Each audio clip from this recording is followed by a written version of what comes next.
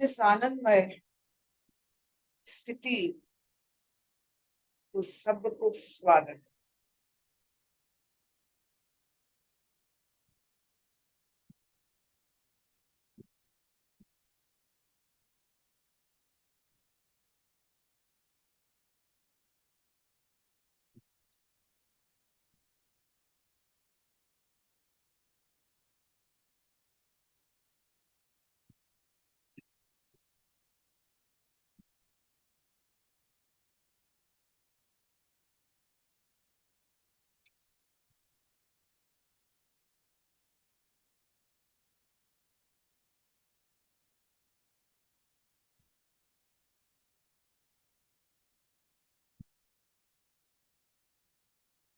आत्म पूजा उपनिषद जो छोटे छोटे वाक्य श्लोक में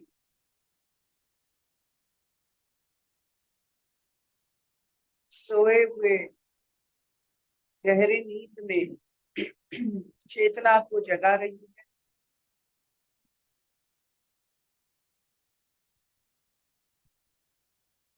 चेतना एक ऐसा स्थिति है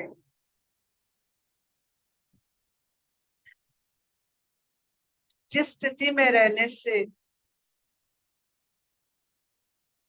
प्रश्न ही नहीं रहता।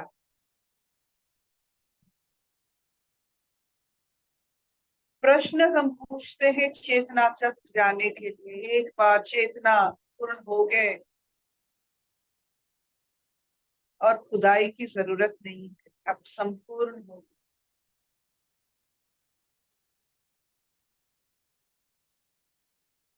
जैसे एक स्कल्प्टर खुदाई तब तक करता है जब तक खुदाई कर सकता है, बारीकी ला सकता है। जैसे एक बार बारीकी आ गया और खुदाई की जरूरत नहीं होता है, वैसे चेतना पूर्ण अवस्था एक ऐसी स्थिति है और कुछ जरूरत नहीं, खुदाई की जरूरत। Know questions. एक्सक्विजिट पीस, अनुभव करने के लिए एक सुंदर सा मूर्त को हम जितना बारीकी समझ नहीं पाते हैं, लेकिन तृप्ति समझ में आ जाता है। एक सुंदर सा मूर्ति जो किसी ने, कलाकार ने बनाया है, उसकी परिश्रम चाहे बारीकी चाहे हमें समझ में ना आए, लेकिन देखने से हम तृप्त हो जाते, प्रश्न मुक्त हो जाते। तो इसी आभास के साथ आज फिर सुनते हैं स्वागता जी से आत्म पूजा उपनिषद। हरिओम अर्पिता। अर्पिता, आज मैं ड्राइव कर रही हूँ, शायद सुनाई नहीं देगा क्लियरली। शैली आज मेरी जगह पड़ेगी। शैली तुम पढ़ोगी? हाँ, हरिओम एवरीवन। हरिओम अर्पिता दीदी। आज आत्म पूजा उपनिषद का चौथा श्लोक करेंगे, लेकिन उससे पहले के तीनों श्लोक को एक बार रिवाइज करेंगे। ओम तस्य निश्चिंतनम ध्यानम। ओम का निरंतर स्मरण ही उसका ध्यान है। ओम का निरंतर स्मरण ही उसका ध्यान है। आत्म पूजा उपनिषद का दूसरा श्लोक पढ़ेंगे। सर्व कर्म निराकरण आवाहनम। सर्व कर्म निराकरण आवाहनम। सभी कर्मों के कारण की समाप्ति ही आवाहन है। सभी कर्मों के कारण की समाप्ति ही आवाहन है। आत्म पूजा उपनिषद का तीसरा श्लोक पढ़ेंगे। निश्चलम ज्ञानम आसनम। निश्चलम ज्ञानम आसनम। निश्चल ज्ञान ही आसन है। निश्चल ज्ञान ही आसन है। अभी हमने परमात्मा को आवाहन किया, परमात्मा को ध्यान किया, आसन लगाया। अब हम परमात्मा की पूजा के लिए जल इकट्ठा करेंगे। उन्मनी भावा पाद्यम, ये आत्म पूजा उपनिषद का चौथा श्लोक है। इसमें हमने परमात्मा की पूजा के लिए जल इकट्ठा करना बताया है। उन्मनी भावा पाद्यम, मन का ऊपर की ओर बहना ही परमात्मा की पूजा के लिए जल है। मन का ऊपर की ओर बहना ही परमात्मा के लिए जल है। हरिओम। उन्मनी,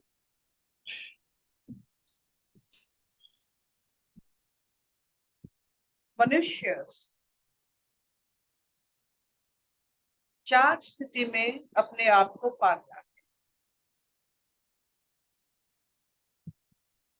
एक जागृत, वेकफुल स्टेट,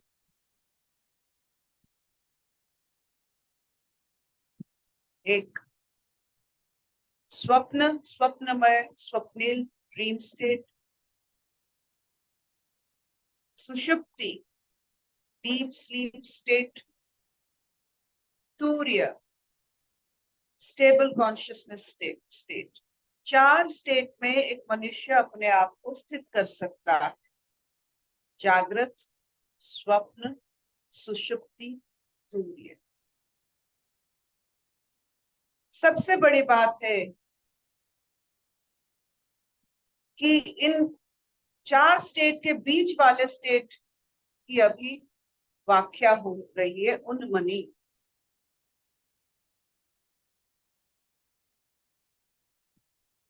इट इज, ये उन्मनी स्टेट, ये 3 स्टेट होते हैं, उन्मनी, आह्लादनी और समाधि। वेक और ड्रीमफुल स्टेट के अंतर स्टेट को, अंतर स्थिति को उन्मनी कहा जाता है। No mind state, thoughtless state. जब आप जागृत अवस्था से स्वप्न अवस्था में जाते हो, आपकी नो माइंड स्टेट या थॉटलेस स्टेट उसे कहा जाता है उन्मनी। जब स्वप्न से सुषुप्ति तक जाते हो, वो आह्लादनी, the inter state is known as आह्लादनी स्टेट, जो राधा जी का वर्णना है। इस आह्लादनी नाम से इस्लाम का अल्लाह नाम आया है।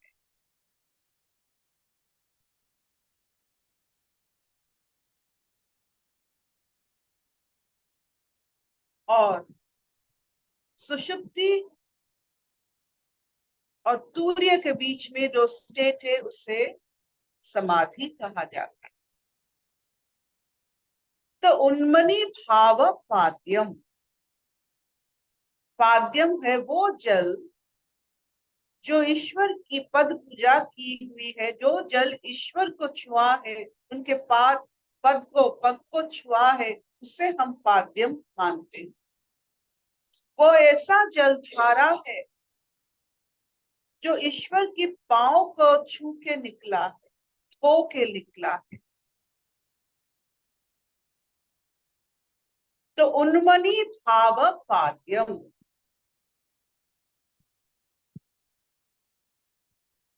your thoughtless, your mindless state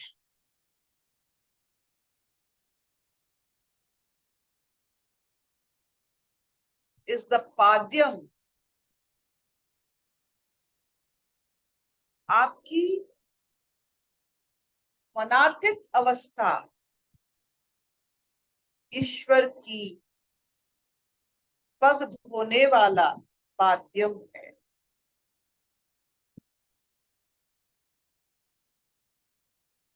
जब आप मन से विरति लेते हो, मन से विरति लेने से जो धारा को आप प्राप्त होते हो, वो धारा ईश्वर की पाद धोने वाला है और धोता भी है। तो अभी अगर हमको कहा जाएगा तू मन से संसार रच सकता है, मनातीत अवस्था से आपकी ईश्वर की पग को धो सकता है।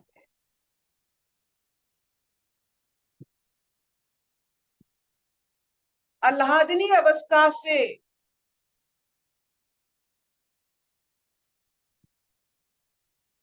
ईश्वर की प्रेम को समझ सकता है। समाधि अवस्था में ईश्वर की रचना को निगल सकता है। These are not steps of meditation.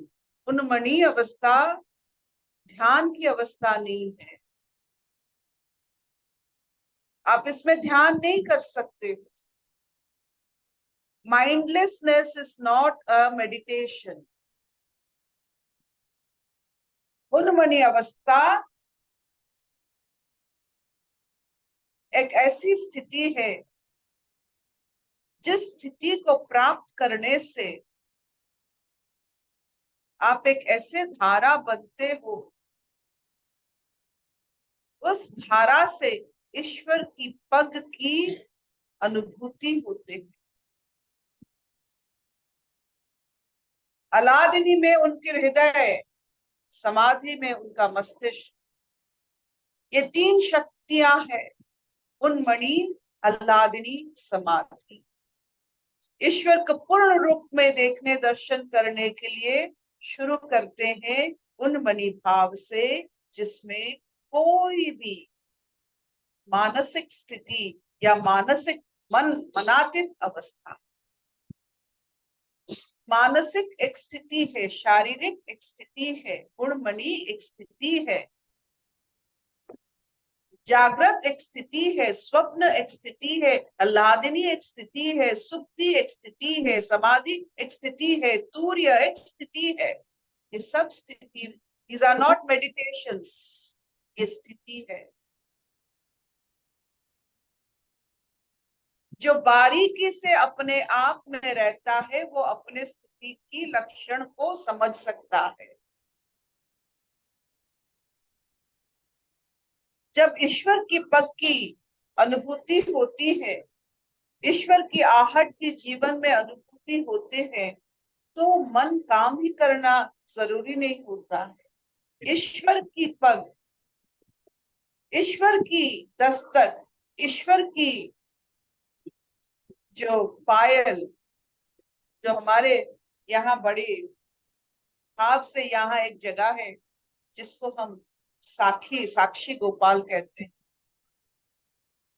Sakshi Gopal का कथा ऐसा है कि एक गांव में, हमारे उड़ीसा के गांव में, दो घर ने मिलकर कहा कि इसके साथ उसकी शादी होगी, और वो कृष्ण के सामने वो प्रतिज्ञा करते हैं कि इसकी बेटी हमारे बेटे से शादी करेगा। तो कुछ वर्ष बीतने के बाद ये मना कर देते हैं और मानते नहीं कि वो ऐसे कभी कहीं कहा है। तो ये जो लड़का, वो जाके जिसके सामने ये प्रतिज्ञा होते हुआ था, उनको बुलाए, तुम हमारे साथ चलो, हे कृष्ण तुम हमारे साथ चलो और बताओ कि मेरे आपके सामने ऐसा प्रतिज्ञा हुआ था। तो कृष्ण भगवान बोले ठीक है तुम चलो, तुम्हारे पीछे पीछे हम आते। तो उस समय हमारे जो पूरी राज्य है, पूरी जिला है, वो जगह बहुत बालू का राशि, मतलब उसमें चलने से इतना पग में जो पग का जो शब्द होता है वो नहीं सुनाई देता है। तो ये क्या किए कि बोले कि हे कृष्ण तुम मेरे पीछे, मुझे पता कैसे चलेगा? तो कृष्ण बोल रहे हैं कि मेरी घुंघरू की आवाज, मेरी पावल, मेरे झुमके की आवाज, मेरे पायल जो घुंघरू की आवाज तुम्हें सुनाई देगा। तो बड़े हसमुख होकर, प्रफुल्ल होकर कृष्ण को लेकर चलते रहे। तो क्या हुआ, पूरी जो जिला है, पूरी जो जगह है, उसमें वो समंदर के पास है, बहुत बालुका है, पानी है। तो ईश्वर की घुंघरू में वो बालुका फंस गए, तो शब्द नहीं निकला। वो पीछे मुड़कर देखा कृष्ण है कि नहीं। कृष्ण बोले थे, तू जब तक पीछे नहीं मुड़ेगा मैं तेरे पीछे पीछे आऊंगा, पीछे अगर देखोगे मैं वहां मूर्त बन जाऊंगा। तो वो जो साक्षी गोपाल का मंदिर है, वही मूर्त बन गए हैं कृष्ण जी। एक भक्त की पीछे जाकर अपने पग की आवाज देकर, अगर आपको विश्वास नहीं होता है, वो मूर्त बन जाते हैं।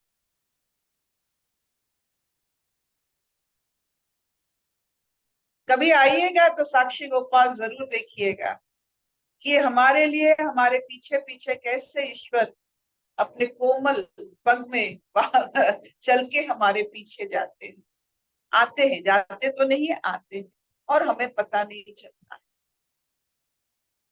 जो जिसकी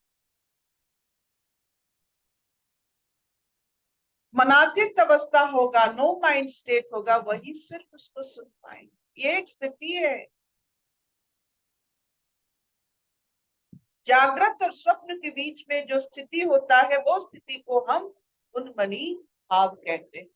उन्मनी भाव से माध्यम ईश्वर की पग पूजा हम करते हैं। No mind state is the state of worshipping the feet of ईश्वर। तो जब आप मन से दूर चले जाते हैं, मनातीत हो जाते हैं, मन की जरूरत नहीं पड़ती है, सोच लेना कि ईश्वर की पग पूजा हो रही है।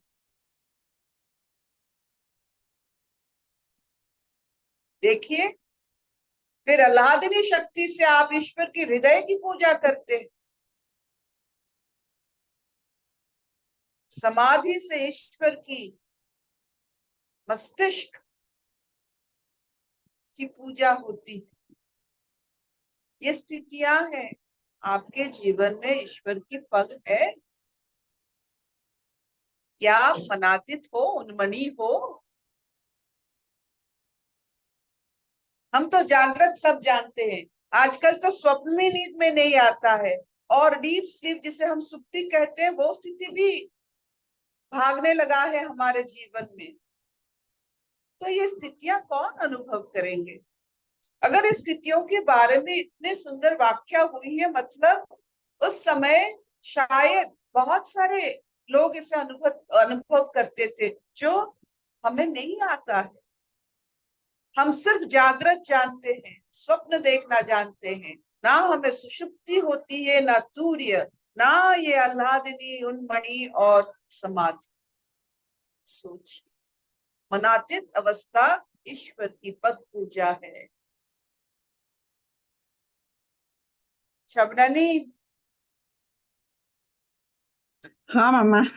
बहुत सुंदर।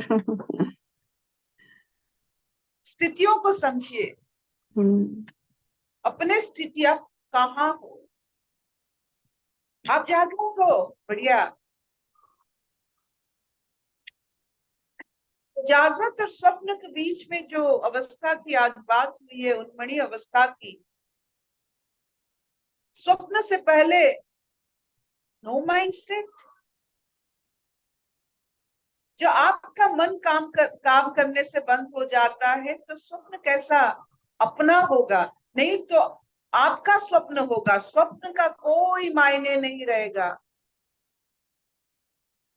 आपने देखा है कि स्वप्न में बहुत सारे लोगों से ईश्वर बात करते हैं अपने विषय में, अपने अवतार धारण करने के विषय में।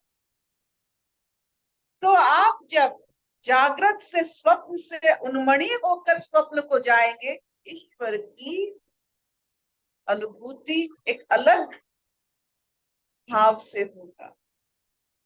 जैसे आप स्वप्न सोने से पहले अपने पोशाक को बदलते हो, हाथ मुंह धोते हो, फिर जाते हो, तो वैसे ही नो माइंड स्टेट से आप अगर जाते हो, आपको स्वप्न प्राप्ति होती। और आपने सुना है, स्वप्न कितने सारे बातें होती रहती है। तो what can no mind state give you? स्वप्न ईश्वर का एक झलक, चाहे उनकी नासाक का मतलब नाखून हो, लेकिन उनका पद दर्शन मिलता है। No mind state gives you the visualization of the feet of Ishwar.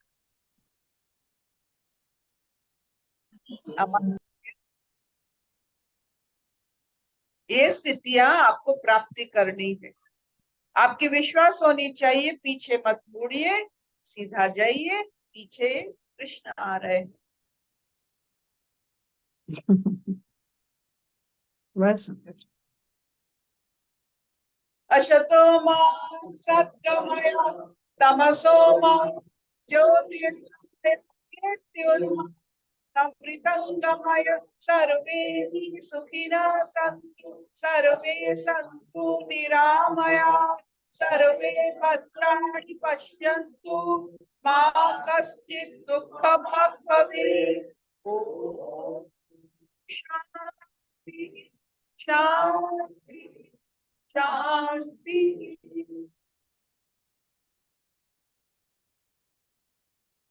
जागृत स्थिति में ईश्वर दर्शन हो ना हो, लेकिन मनातीत अवस्था में स्वप्न में ईश्वर को दर्शन करने का सौभाग्य प्राप्ति कर सकते हैं।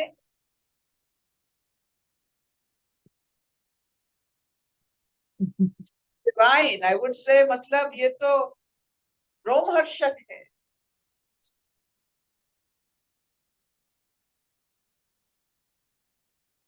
नहीं चलिए। हाँ हाँ, बढ़िया बढ़िया। Thank you mama, thank you धनु, थैंक यू, थैंक यू।